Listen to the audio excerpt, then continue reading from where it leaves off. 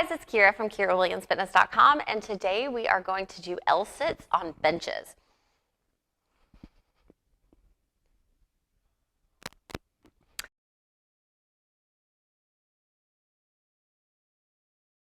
All right, y'all. So if you don't have two benches, two boxes, you could stack plates on each side.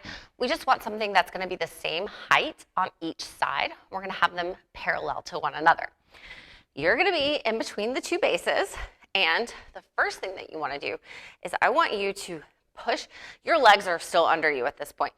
Push to activate your whole arm and your shoulder, your chest, and your back, okay? So we're active, we're pushing. Now, that's step one.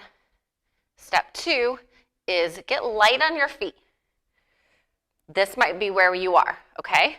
Maybe we bring one foot up, switch it up, bring the other one up, and just kind of hold in that position. This is gonna be a lot in the abs, as well as the hip flexors, and always on the shoulders, okay?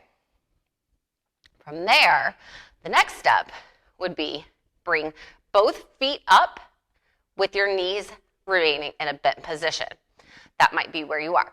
When you're ready to challenge yourself from there, you can straighten one leg, switch it up, and when you're ready, keep pushing up.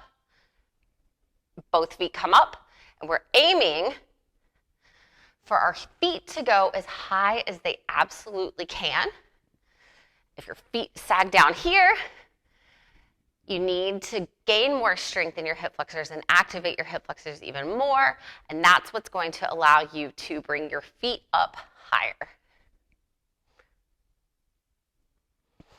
So for more core building exercises like this that are really going to challenge you, sign up for online personal training at KyraWilliamsFitness.com.